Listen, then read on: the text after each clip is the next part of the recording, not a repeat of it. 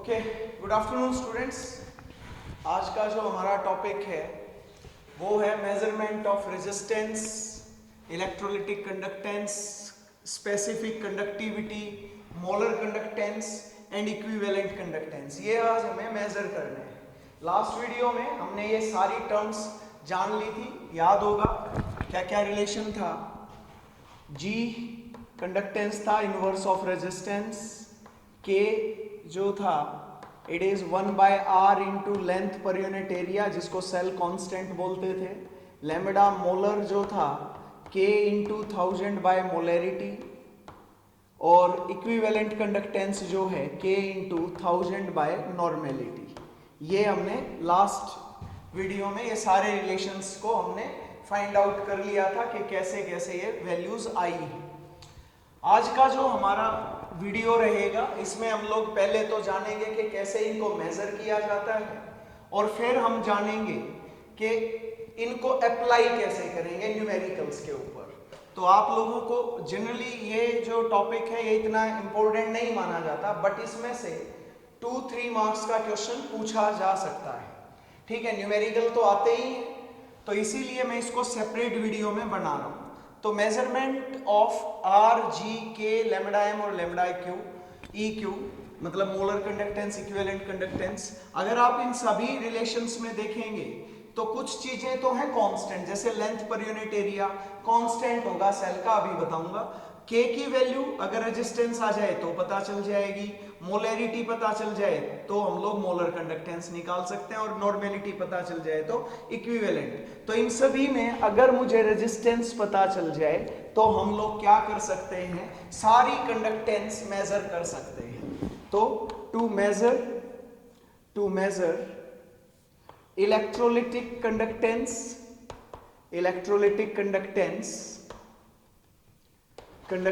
Specific conductivity या simply conductivity भी बोल सकते हो। स्पेसिफिक कंडक्टिविटी के कापा,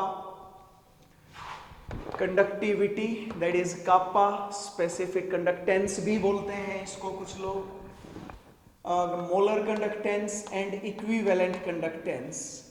we must know the resistance of, हमें क्या पता होना चाहिए, resistance of electrolytic cell. Electrolytic cell का रेजिस्टेंस अगर हमें पता है, जो सॉल्यूशन उसके अंदर है उसमें कितना रेजिस्टेंस है, अगर वो पता चल जाए तो हम ये सारी वैल्यूज निकाल सकते हैं। अब ये कैसे निकाल सकते हैं? To measure the resistance of electrolytic cell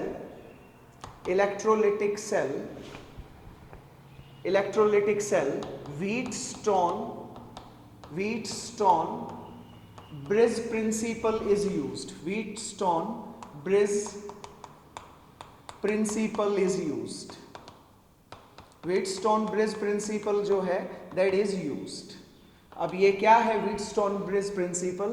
अगर मान लो मेरे पास ये अलग अलग रेजिस्टेंस है, ये फिजिक्स में पढ़ लेना चाहिए आप लोगों को, वहाँ पे पढ़ चुके होगे तो सही है, नहीं पढ़ा है तो आगे पढ़ लोगे, थोड़ा बहुत आइडिया मैं यहाँ दे रहा हूँ। ठीक है, ये 4 रेजिस्टेंस हैं जिनको हमने यूज़ किया है। ये 4 रेजिस्टेंस हैं। ये वेरिएबल रेजिस्टेंस है R1, ये अननोन रेजिस्टेंस है R2, ये नॉन रेजिस्टेंस है R3 और ये R4।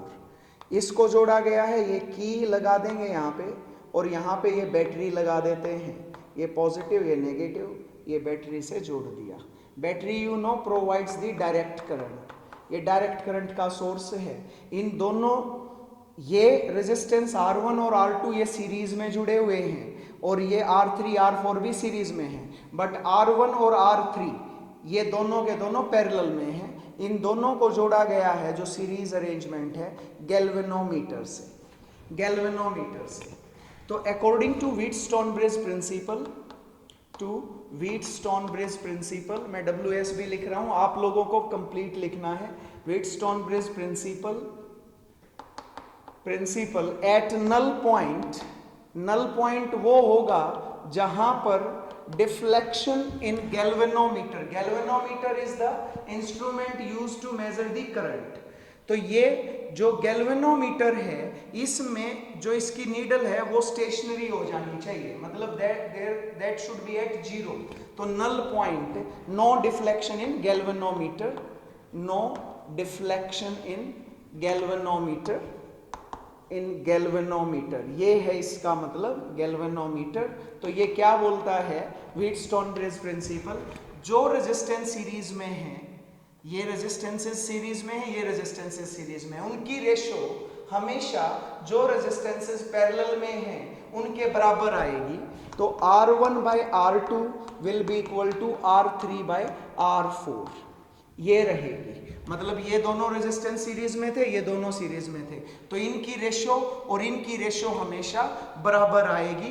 That is the Wheatstone bridge principle. मैं यहां लिख देता हूं, R1 is the variable resistance, this is variable resistance. ये वेरिएबल रेजिस्टेंस कैसे कर सकते हो आप, रियोस्टेट यूज करके। R2 is unknown resistance, unknown resistance, and R3 and R4 these are the known resistances, ये known resistances हैं। तो ये मैंने लिख दिया। तो इस तरीके से अगर अरेंजमेंट है तो उसमें रेशियो ऑफ रेजिस्टेंसेस बराबर आएगी। लेकिन क्या हम लोग ऐसी अरेंजमेंट जैसे R2 क्या यहाँ पर डायरेक्टली यूज कर सकते हैं? तो the arrangement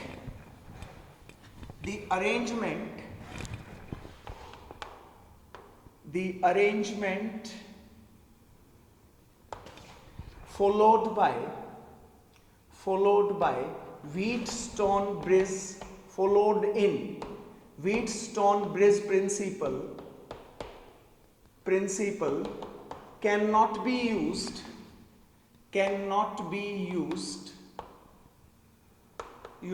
to measure resistance of electrolytic cell. Electrolytic cell का रेजिस्टेंस मेजर करने के लिए आप ये अरेंजमेंट यूज नहीं कर सकते हो, बिकॉज ऑफ फॉलोइंग रीजंस। क्या क्या रीजंस हैं, यही क्वेश्चंस आपसे आता है कि क्यों ऐसा है। तो बिकॉज ऑफ फॉलोइंग रीजंस। तो पहला रीजन क्या है, as electrolytic cell is consisting of electrodes and electrolytic solution, hence it cannot be used as bridge। आप इसको एज अ ब्रिज यूज नहीं कर सकते हो, जैसा कि व्हीटस्टोन ने यहां पे एज अ ब्रिज इसको यूज किया हुआ है। यही तो है ना हमारी इलेक्ट्रोलिटिक सेल, क्योंकि ये तो लिक्विड स्टेट में आ जाएगी, तो उसको कैसे यूज किया जाएगा, तो नहीं कर सकते। Wheatstone as bridge, as the metals can be used, metals जैसे यूज कर सकते हो आप, ऐसे इलेक्ट्रोलिटिक सॉल्यूशन को यूज नहीं कर सकते हो। That is in liquid state, उसको कैसे लगाया जाए, तो नहीं कर सकते। तो पहली प्रॉब्लम तो ये थी। दूसरा क्या है, डायरेक्ट करंट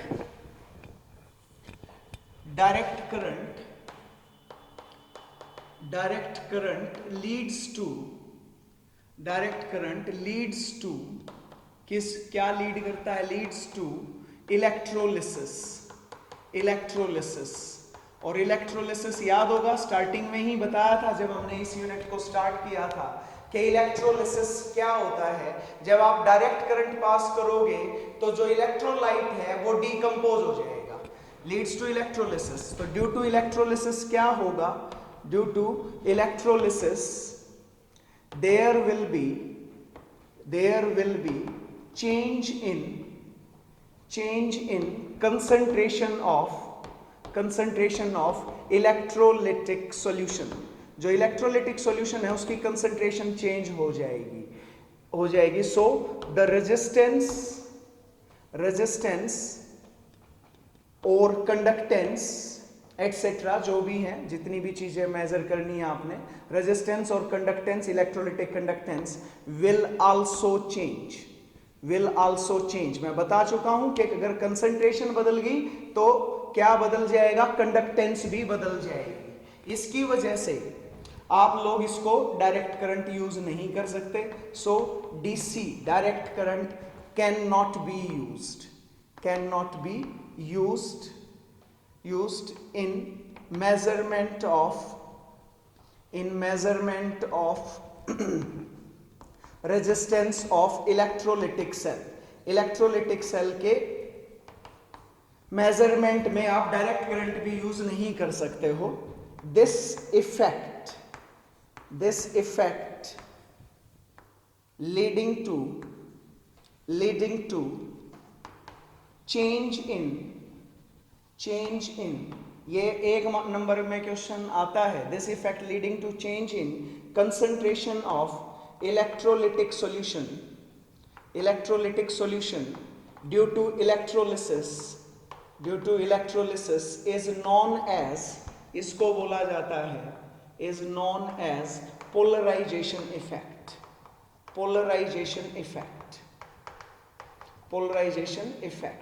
तो यही एग्जाम में आ जाता है, व्हाट इज पोलराइजेशन इफेक्ट. तो पोलराइजेशन इफेक्ट क्या है? जिस इफेक्ट की वजह से हम लोग क्या देखते हैं, change in concentration of electrolytic solution, that is known as the polarisation effect. तो ये आपको पता होना चाहिए. तो ये दो लिमिटेशंस थी कि हम लोग direct Wheatstone bridge principal use नहीं कर सकते, जो अरेंजमेंट उसने की. तो क्या करेंगे? तो टू रिमूव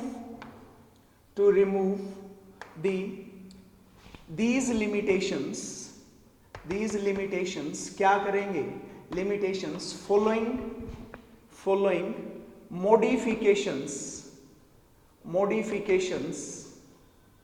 are introduced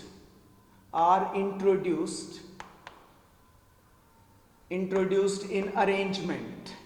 जो अरेंजमेंट व्हीटस्टोन ब्रिज ने की थी उसमें ये मॉडिफिकेशंस आप करेंगे. सबसे पहले specially designed electrolytic cells are used. Specially designed, आप लोग ऐसे तो नहीं कर सकते कि भाई इसको लिक्विड से सॉलिड बना दें, बट आप लोग स्पेशली डिजाइंड सेल्स यूज कर सकते हैं. Specially designed electrolytic cells can be used in arrangement. For example, अब ये कैसी हैं स्पेशली डिजाइन? ये जो सेल है मैं लिख नहीं रहा हूं, मैं सिर्फ फोटो बना रहा हूं. इसके अंदर आप इलेक्ट्रोलिटिक सॉल्यूशन लें, ये ले लिया इलेक्ट्रोलिटिक सॉल्यूशन, और इसमें ये इलेक्ट्रोड है.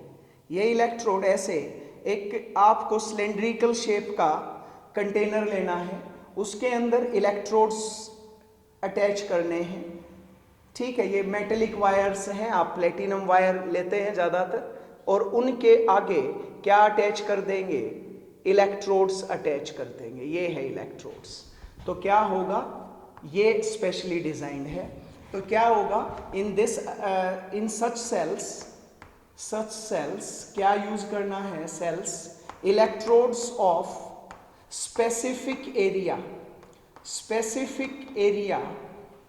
Area are used and they are separated by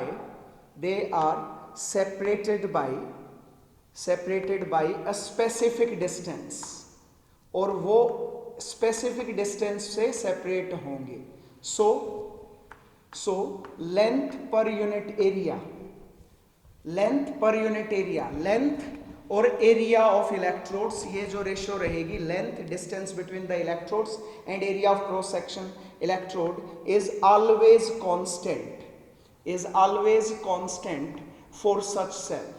constant for such cells and it is known as, length per unit area को क्या बोला गया? Cell constant. तो सेल कांस्टेंट स्पेसिफाइड होगा स्पेसिफिक इलेक्ट्रोड्स का. जो आप लोग इलेक्ट्रोलिटिक सेल है, ये नॉट इलेक्ट्रोड, जो स्पेसिफिक इलेक्ट्रोलिटिक सेल आप यूज करेंगे उसका सेल कांस्टेंट स्पेसिफाइड रहेगा. ठीक है, और ये सिर्फ क्या मेजर करेंगे? Such cells measure the resistance of electrolytic solution placed in between the electrodes. In between electrodes, जो इलेक्ट्रोड्स के बीच में है सिर्फ उसी का ही रेजिस्टेंस देंगे। जैसे कि ये है, मैं इसका फोटो यहाँ बना देता हूँ। ये दो इलेक्ट्रोड्स हो गए, ये दो इलेक्ट्रोड्स हैं और इनके बीच में स्पेसिफिक डिस्टेंस है। तो जो इलेक्ट्रोलिटिक सॉल्यूशन इनके अंदर होगा सिर्फ उतने ही सॉल्यूशन का वो रेजिस्टेंस मेजर करेंगे। समझ गए? तो अगर आप लोग मेटल लेते थे तो मेटल का लेंथ एरिया आपको पता था, पर यहां पर क्या करेंगे, हम इलेक्ट्रोड ही ऐसे डिजाइन कर दिए जिनके बीच में इलेक्ट्रोलिटिक सॉल्यूशन का रेजिस्टेंस मेजर किया जा सकता है। सो this is the first improvement जो हमने क्या कर दी गई, जो व्हीटस्टोन ब्रिज अरेंजमेंट थी उसमें हमने पहली मॉडिफिकेशन। दूसरी प्रॉब्लम क्या थी कि भाई डीसी करंट आप यूज नहीं कर सकते हो। इन प्लेस ऑफ डीसी क्या यूज करेंगे, अल्टरनेटिंग करंट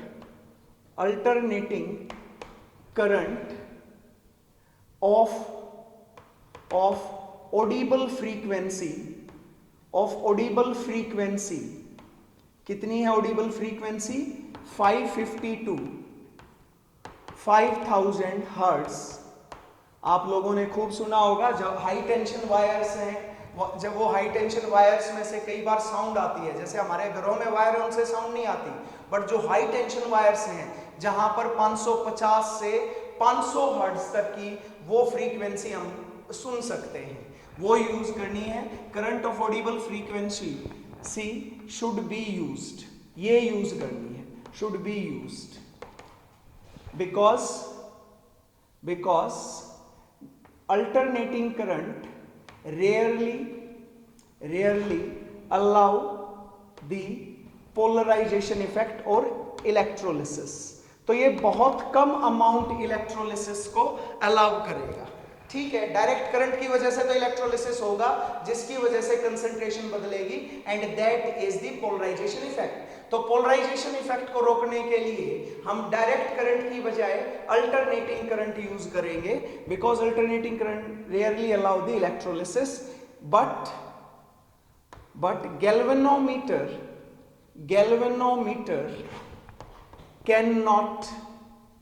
कैनॉट अटेन, क्या नहीं अटेन कर सकता, null point in case of alternating current. Alternating current जब चलेगा तो उसमें नल पॉइंट कैसे आएगा?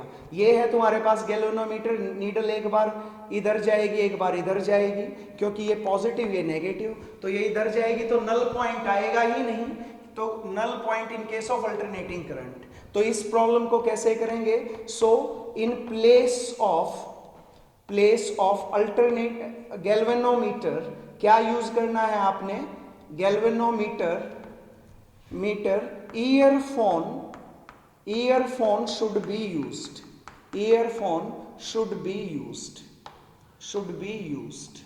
ईयरफोन यूज करेंगे और इसीलिए ऑडिबल फ्रीक्वेंसी हमने ली है।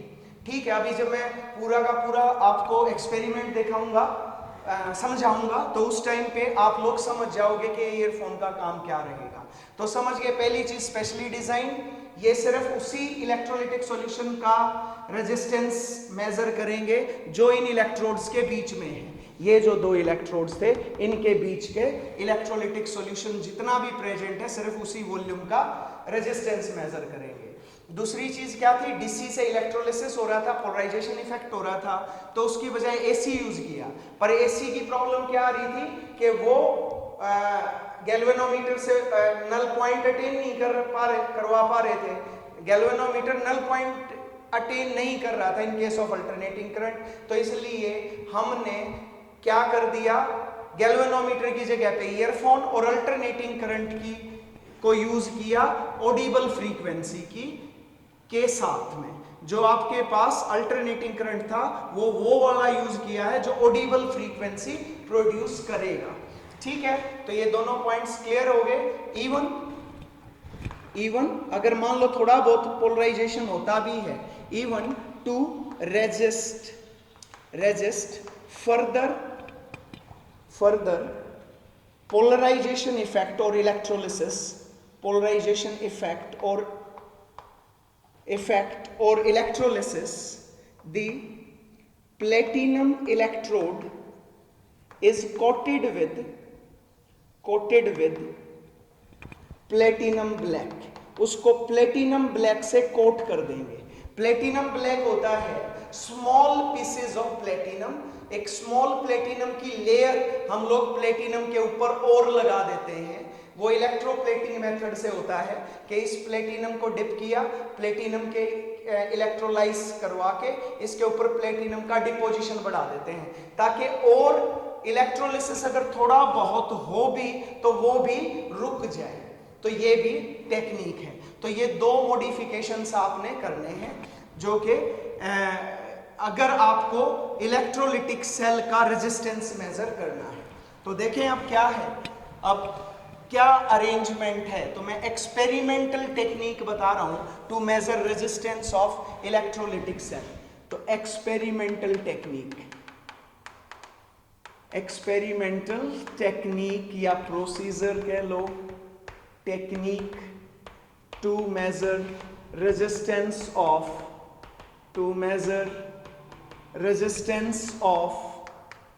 Electrolytic cell. इलेक्ट्रोलिटिक सेल का अब आपको सब पॉइंट्स क्लियर हैं कि क्या करना है. हमने रेजिस्टेंस जोड़ने हैं सीरीज में, फिर दूसरे रेजिस्टेंस जोड़ने हैं सीरीज में, और दोनों सीरीज अरेंजमेंट को पैरेलल में जोड़ देना. बस यही है. तो कैसे करेंगे, तो आप लोग कैसे करेंगे, तो resistance of electrolytic cell can be measured by using meter bridge. आप मीटर ब्रिज यूज करके कर सकते हो. फिजिक्स में आपने देखा होगा, बट जब फेस टू फेस क्लासेस होंगी तो I will also show you. ठीक है. तो मीटर ब्रिज यूज करके आप रेजिस्टेंस निकाल सकते हो इलेक्ट्रोलिटिक सेल का. तो कैसे होगा, देखो मैं अरेंजमेंट लिख रहा हूं ऐसे. ये है अरेंजमेंट, ऐसा दिखेगा आपको. मीटर ब्रिज वो होता है जिसमें जो वायर बनी हुई है उसका एरिया कांस्टेंट है और उसकी लेंथ जो है वो 1 मीटर की है. ठीक है. That is also constant. Okay, so you can see like this. Okay, so this is the connection. ठीक है. This one is the that wire. This is like it is A, this is B. AB wire है जो 1 metre की है, और यहाँ पे ये है वेरिएबल रेजिस्टेंस जो कि रियोस्टेट आप लगा सकते हो R1. This is variable resistance. यहाँ पर कनेक्ट करेंगे हम लोग किसको, इलेक्ट्रोलिटिक सेल को, जो कि आपने स्पेशली डिजाइन की हुई है. ये electrodes of specific area and separated by a distance of specific distance. और अब इसको डिप कर दिया है किसमें, इलेक्ट्रोलिटिक सॉल्यूशन के अंदर. So this is the electrolytic cell.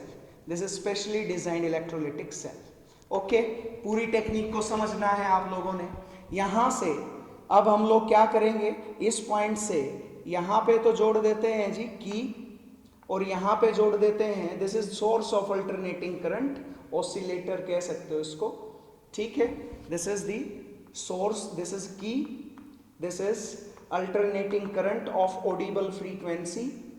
Audible frequency आपको देगा 550 to 5000 हर्ट्ज तक. ठीक है. यहाँ पे हम लोग अब इसको पॉइंट्स देना शुरुआत करते हैं. This is C, this is D, this is E, this is F. यहाँ पे जोड़ा गया है. दिस इज जी, ये जी से जोड़ दे रहे हैं जी. किसको, ये ईयरफोन जोड़ दिया यहाँ पे. This is earphone. और this is the jockey, sliding device है ये. This is jockey. जे से दिखा दें इसको, जॉकी को, E F jockey. This is J. Okay, मेरे हिसाब से this is earphone.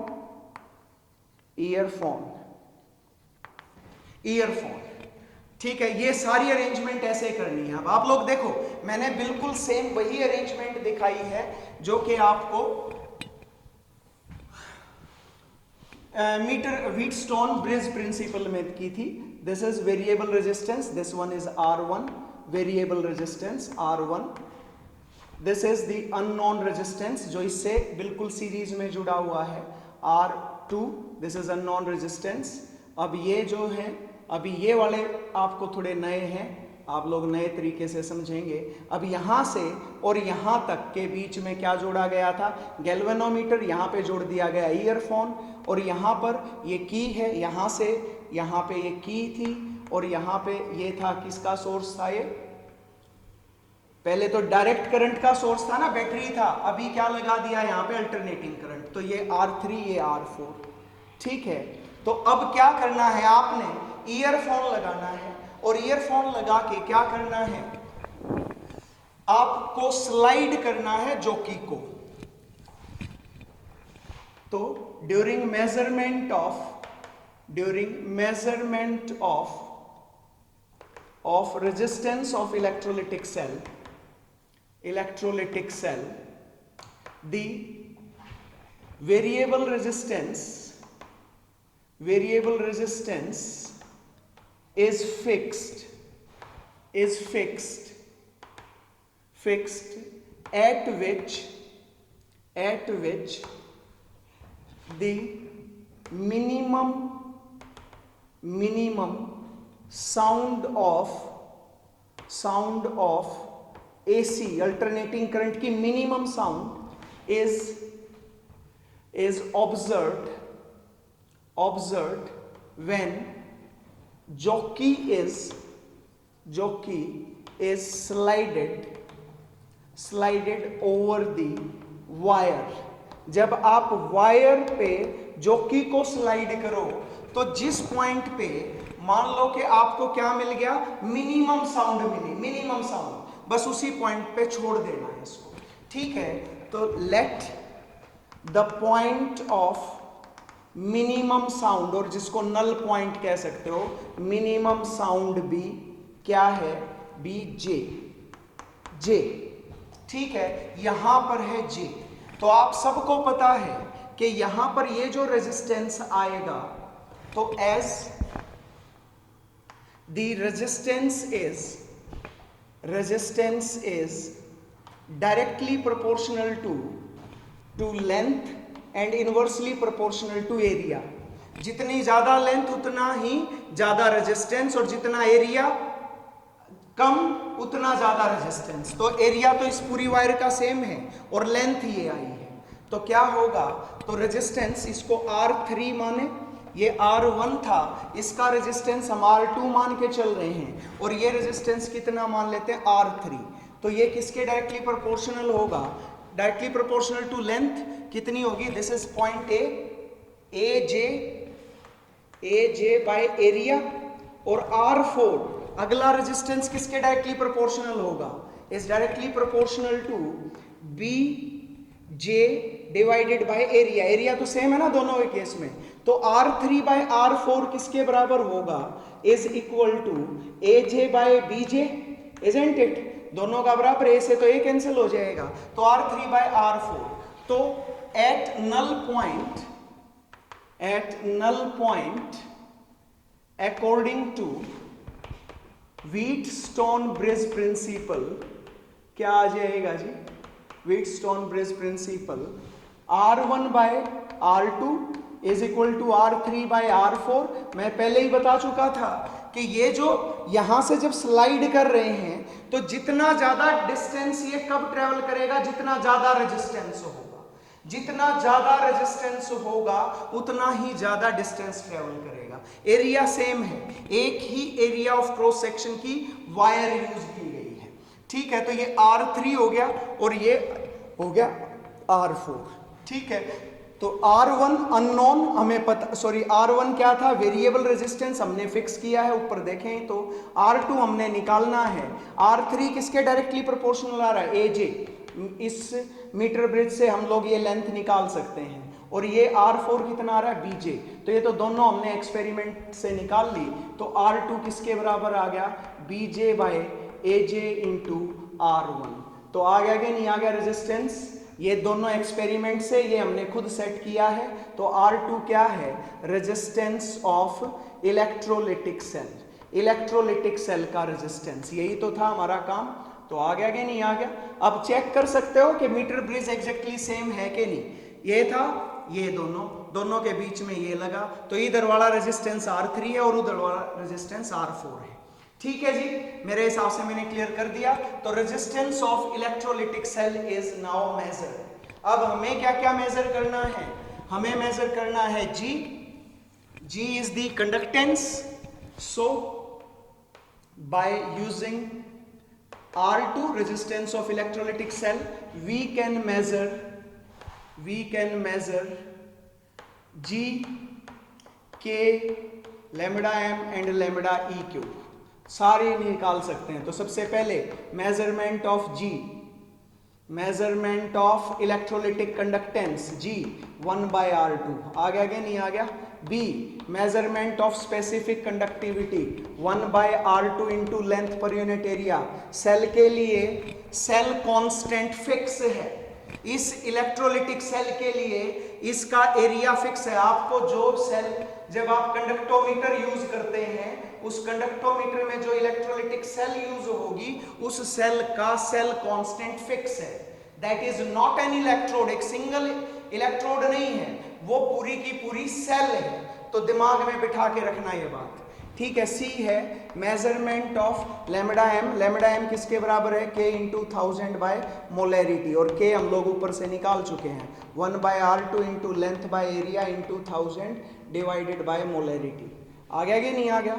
D, measurement of lambda E Q, lambda E Q किसके इक्वल आ जाएगा? 1/R2 into length per unit area 1000 by normality. The only difference is of normality.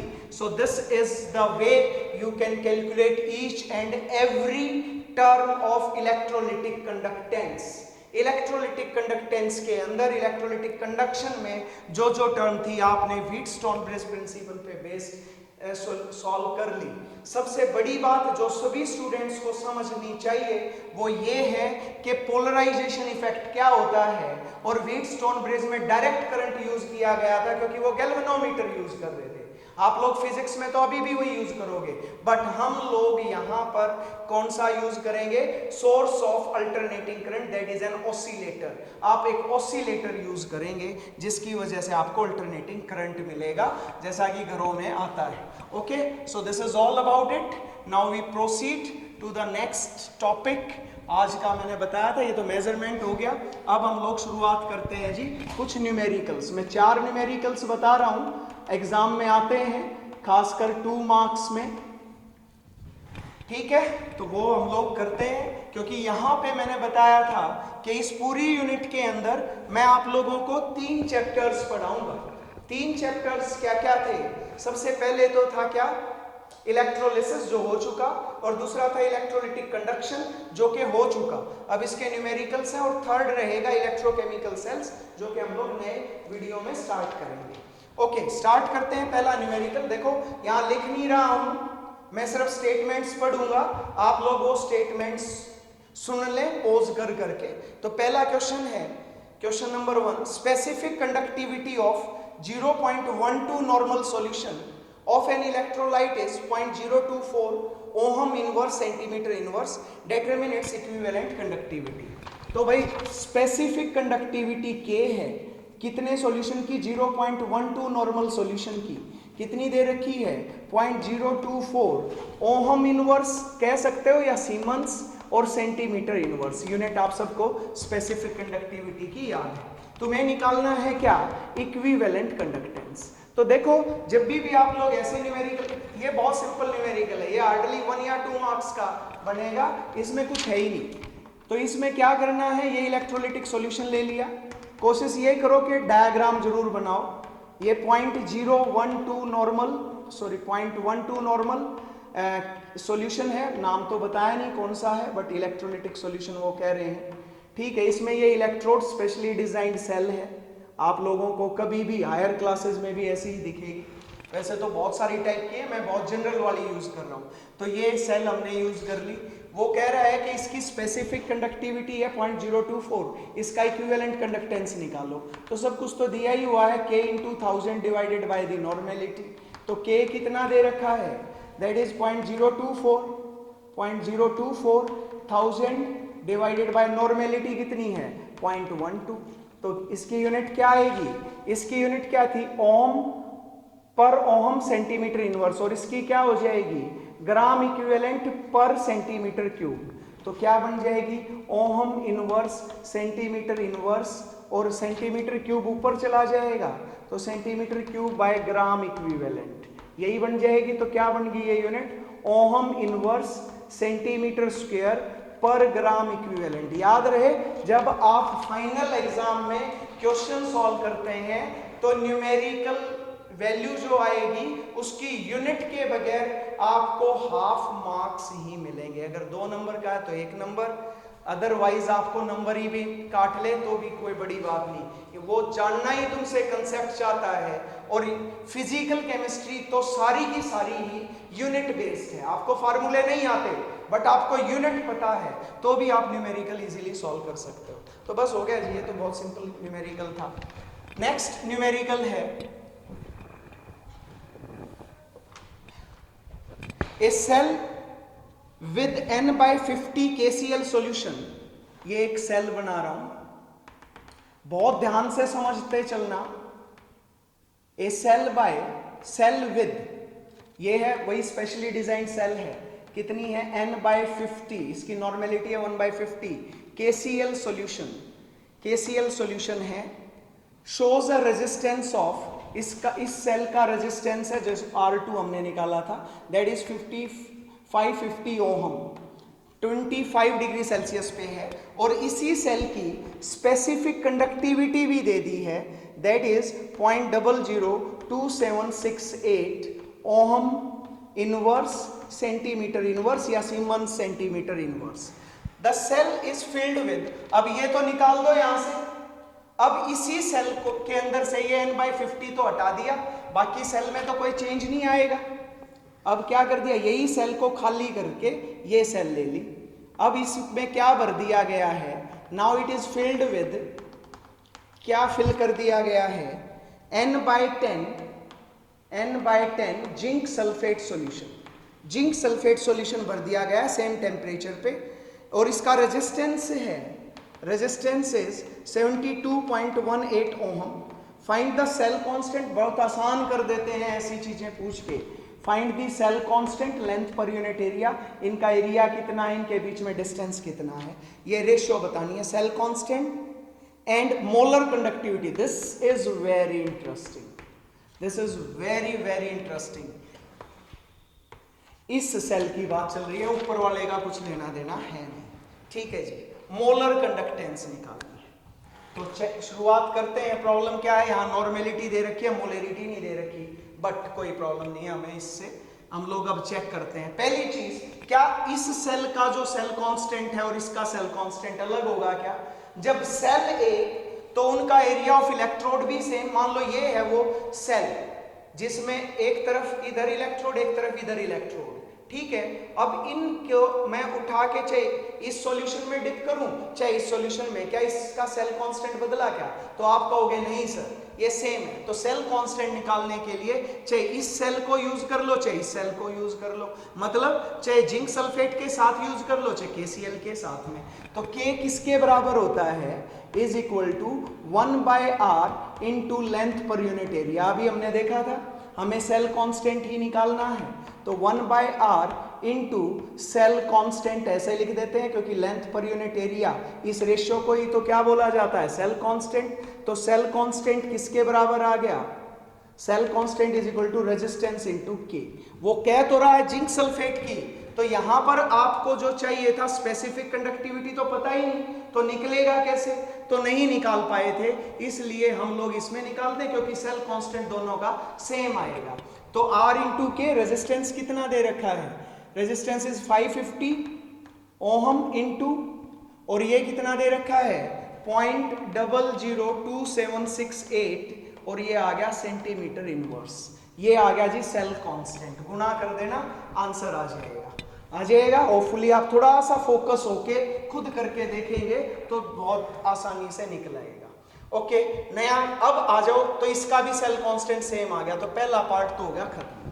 तो ये कितना आ गया 550 इंटू 0.002768 सेंटीमीटर इनवर्स। ठीक है 2768। ओके अब इस सेल का आपको मोलर कंडक्टेंस निकालना है। तो मोलर कंडक्टेंस कैसे निकालते हैं? K into 1000 divided by the molarity. K into 1000 by molarity. दो तरीके हैं, या तो मोलैरिटी को नॉर्मेलिटी से रिलेट कर लो या फिर मोलर कंडक्टेंस को इक्विवेलेंट कंडक्टेंस से। मैंने दोनों बता रखे हैं पीछे, तो बाकी मैं मोलैरिटी को ही कन्वर्ट कर लूंगा, कोई प्रॉब्लम नहीं मुझे। तो चलो भाई शुरुआत करते हैं। क्या मुझे इसका स्पेसिफिक कंडक्टेंस पता है? क्या मुझे इसकी स्पेसिफिक कंडक्टिविटी आप पता है? तो मेरा आंसर है नहीं पता। तुम कहोगे सर क्यों नहीं पता? ये रही, ये तो इस सेल की थी जब उसमें n/50 KCl सॉल्यूशन था। बाय स्पेसिफिक कंडक्टिविटी आपके आयंस पे डिपेंड करेगी, उसकी कंसंट्रेशन पे डिपेंड करेगी, ठीक है, उसके रेजिस्टेंस पे डिपेंड करेगी इनफैक्ट। तो K क्या है? Is equal to 1/r into length per unit area. Resistance पता है आपको कितना है? 1/72.18। लेंथ पर यूनिट एरिया जो इस सेल का है वही इसका, ये नहीं बदलने वाला। तो ये कितना हो गया 50 इंटू 0.002768। ये आ गई स्पेसिफिक कंडक्टिविटी। क्या यूनिट आएगी? Ohm inverse centimetre inverse. Okay ये वैल्यू आ गई K की। अब K तो आ गया, तो अब मुझे मोलर कंडक्टेंस निकालना है। तो मोलर कंडक्टेंस किसके बराबर आ जाएगा? 1/72.18 into 550 into 0.02768 into 1000 divided by molarity. क्या ये मोलैरिटी है क्या? तो आपका आंसर होगा नहीं सर ये तो नॉर्मेलिटी है। तो क्या रिलेशन है नॉर्मेलिटी और मोलैरिटी में? तो normality is equal to valency into molarity. Valency into molarity, यही रिलेशन है, याद होगा आपको। मैंने सॉल्यूशन यूनिट में बताया था, इस यूनिट में भी बताया था, normality is equal to valency into molarity. तो मोलैरिटी किसके बराबर होगी? Normality by valency. अब मुझे नॉर्मेलिटी तो पता है कितनी है, इसकी नॉर्मेलिटी 1/10, पर इसकी वैलेंसी कितनी? तो जिंक के ऊपर कितना चार्ज है जी? That is +2। तो जब साल्ट लिया जाता है तो साल्ट में कैटायन के ऊपर क्या चार्ज है, उसका मैग्नीट्यूड, नेगेटिव पॉजिटिव नहीं लेना आपको, सिर्फ और सिर्फ उसका मैग्नीट्यूड ले लो, दैट इज इट्स वैलेंसी। तो दैट इज 2। तो कितना आ गया? That is 1/20। तो मोलैरिटी आ गई 1/20। तो यहां पे लिख दूं 1/20, तो 20 इधर आ गया। सो this is the molar conductance. ठीक है, आप लोगों के सामने आंसर आ चुका है। इसकी यूनिट क्या आएगी? Ohm inverse centimetre square per mole. Instead of gram equivalent it will be the per mole. अगर इक्विवेलेंट कंडक्टेंस आता तो पर ग्राम इक्विवेलेंट। समझ में आया? सवाल को फिर से देखते हैं। उसने बोला कि एक सेल दे दी, उस सेल के अंदर n/10 KCl सॉल्यूशन, उसकी स्पेसिफिक कंडक्टिविटी रेजिस्टेंस दे दिया। अब उसने क्या किया? बोला इसको खाली करो। अब इसी सेल में n/10 जिंक सल्फेट सॉल्यूशन भर दिया। n/10 जिंक सल्फेट सॉल्यूशन भर दिया। वो कह रहे हैं कि इसका आपको निकालना सेल कांस्टेंट। तो सेल कांस्टेंट तो इस सेल का और इस सेल का बराबर है, तो मैंने इस सेल में निकाल लिया क्योंकि यही सेल ये है। तो कोई भी सेल हो उसका सेल कांस्टेंट हमेशा फिक्स रहेगा। तो ये सेल कांस्टेंट आ गया। तो अब क्या करना है हम लोगों ने? मैं बता चुका हूं, सेल में आपको सिर्फ ये देखना है, सेल में ये इलेक्ट्रोड्स को ऐसे एक सिलेंडर में क्लोज किया हुआ है, ऐसे फिक्स कर रखा है। तो इसका एरिया फिक्स है और इनके बीच में लेंथ भी फिक्स है। तो ये दोनों के केस में वही सेल यूज की गई है, इसलिए यही है। ठीक है, अब वो कह रहा है इसका मोलर कंडक्टेंस निकालो। तो मोलर कंडक्टेंस निकालने के लिए मुझे मोलैरिटी चाहिए थी, ना कि नॉर्मेलिटी।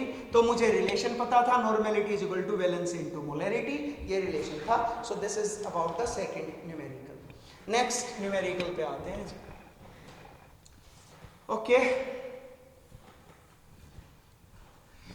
एक न्यूमेरिकल मैं आपको करने के लिए भी दूंगा और ट्राई करना कि वो आपसे हो जाए। ए पोटेंशियल डिफरेंस ऑफ 20 वोल्ट्स, ये इधर से पॉजिटिव ले लें, इधर नेगेटिव, और कितना पोटेंशियल डिफरेंस अप्लाई किया गया है of 20 volts volts applied to the ends of a column of silver nitrate solution। अच्छा कॉलम दे दिया, ये कॉलम है जी, ठीक है। इस कॉलम पे आपको अब तक मैं स्क्वायर इलेक्ट्रोड यूज करता हुआ दिखा था, first time circular electrode use कर रहे हैं, ठीक है। ये सर्कुलर इलेक्ट्रोड्स हैं और इनके अक्रॉस जो पोटेंशियल डिफरेंस है वो कितना अप्लाई किया गया है मैं फिर बता दूं, यहाँ डायरेक्ट करंट ही आएगा क्योंकि ये इलेक्ट्रोलिसिस कैरी आउट कर रहे हैं, मेजरमेंट नहीं कर रहे हैं, मेजर तो कर चुके हैं, ये इलेक्ट्रोलिसिस करवा रहे होंगे। तो कितना 20 वोल्ट पोटेंशियल डिफरेंस अप्लाई किया है।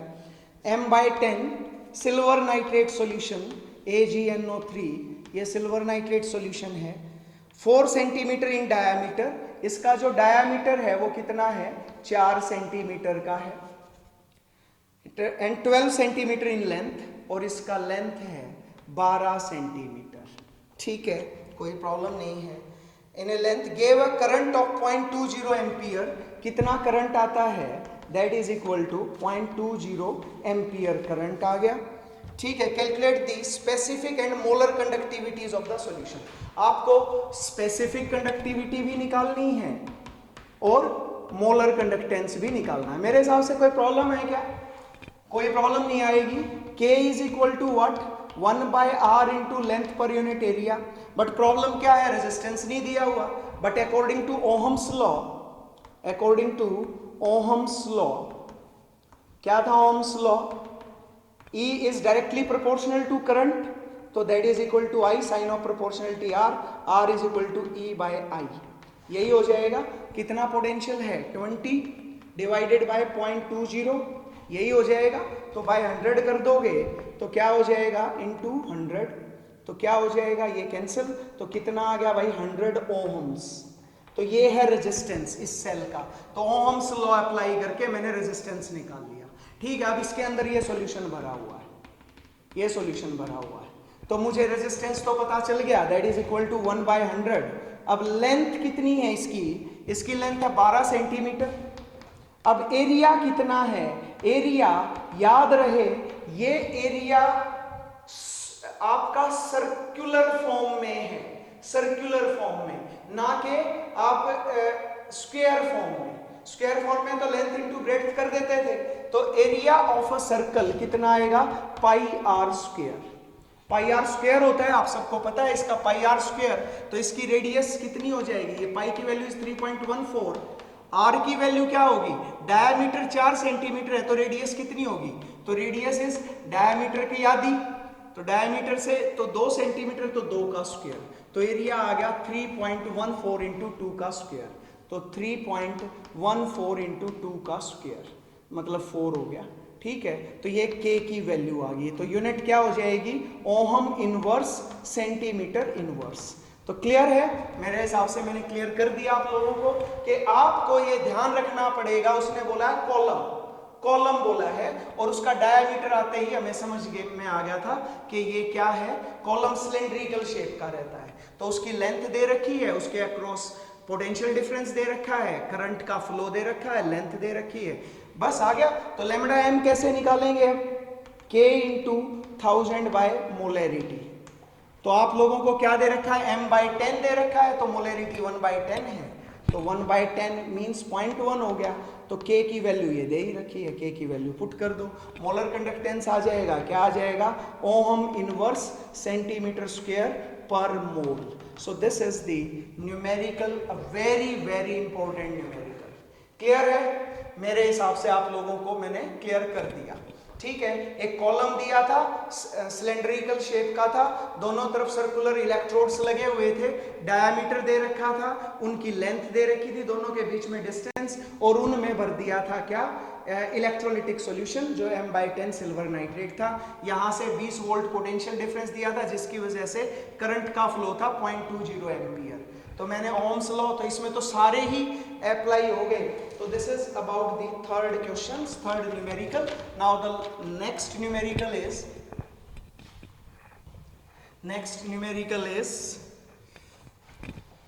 is the measured resistance of a conductance cell। कोई कंडक्टिविटी सेल है हमारे पास, ये कोई कंडक्टिविटी सेल है। हमारी आदत हो चुकी है कि हम लोग हर बार स्क्वायर फॉर्म में ही लेते हैं, बट कुछ भी लिया जा सकता है, कोई ज़रूरी नहीं है, वो किसी भी शेप का ले सकते हैं। ठीक है, ये सेल है, तो इस सेल का रेजिस्टेंस कितना है of a conductance cell containing, अच्छा इसमें कुछ है 7.5 into 10⁻³ molar KCl solution at 25 degree Celsius was 1005 ohm, इतने ओहम है। कैलकुलेट इसका K की वैल्यू निकालो, इसका मोलर कंडक्टेंस निकालो, और इसका सेल कांस्टेंट दिया हुआ है 1.25 सेंटीमीटर इनवर्स। कर लेंगे, आप लोग खुद से करेंगे इस क्वेश्चन को, और कमेंट सेक्शन में जाके मुझे इसका आंसर K की वैल्यू और λm का आंसर मुझे पोस्ट करेंगे, तो मुझे ये पता चलेगा कि हाँ बच्चे पढ़ भी रहे हैं। ओके, एक न्यूमेरिकल आप लोगों को करने के लिए और दे रहा हूं।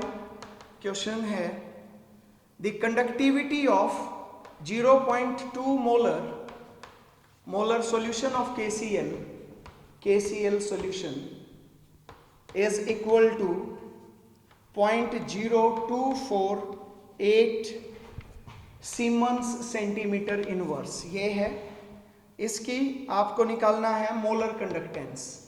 Calculate its molar conductance.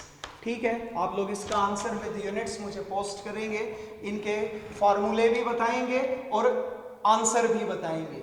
ठीक है, तो this is all about this part. I think कि ये यूनिट का यहाँ तक का सारा चीज आपको क्लियर है। ठीक है, अब अगला जो रहेगा वो रहेगा हमारे पास क्या है, इलेक्ट्रोकेमिकल सेल्स। वो ज्यादातर ऐसा हमने रेडॉक्स रिएक्शंस में भी किया था, बट फिर से स्टार्ट करेंगे और वो भी आपको जरूर समझ आना चाहिए। तो मेरे हिसाब से यहां तक किसी भी स्टूडेंट की प्रॉब्लम नहीं होनी चाहिए, क्योंकि इलेक्ट्रोकेमिस्ट्री बहुत ही सिंपल यूनिट है। ओके, तो स्टूडेंट्स मिलते हैं नए वीडियो में, बाय।